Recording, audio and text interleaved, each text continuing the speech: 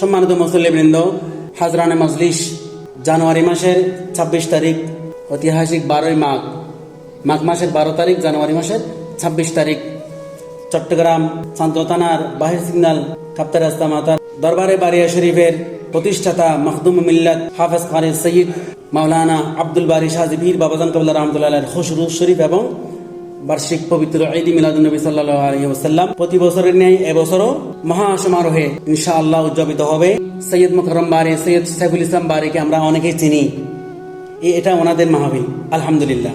বাহারুল উলুম, পীর তরিকত, রাহনুমায়ে শরীয়ত সৈয়দ মাওলানা মুফতি শামসুদ্দোহা বারী মাদ্দাজিল্লুহুল আলী সভাপতিত্বে সৈয়দ মুকররম বারী, সৈয়দ সাইফুল ইসলাম বারী, সৈয়দ শাদুল বারী সঞ্জরি, এদের খেদমতে ঐতিহাসিক 12ই মাঘ মাহফিল পবিত্র ঈদ মিলাদুন নবী সাল্লাল্লাহু আলাইহি ওয়াসাল্লাম এবং শাহজি পীর বাবাজান কবলা রহমতুল্লাহ আলাইহির খুশরুজ শরীফ অনুষ্ঠিত হবে।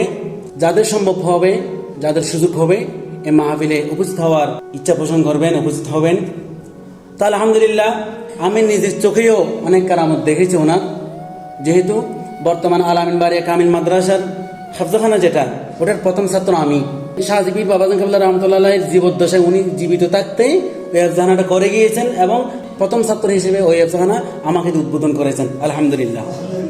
তো যাই হোক, আল্লাহ তাআলা এই ঐতিহাসিক 12ই মাঘ পবিত্র বার্ষিক ঈদ মিলাদুন নবী সাল্লাল্লাহু আলাইহি ওয়াসাল্লাম এবং শাহজি পীর বাবাজান কবলা রহমতুল্লাহ আলাইহির পবিত্র খুশরুজ শরীফ মহাসমারোহে অনুষ্ঠিত হওয়ার জন্য আল্লাহ তাআলা সার্বিকভাবে দয়া করুক। আমিন।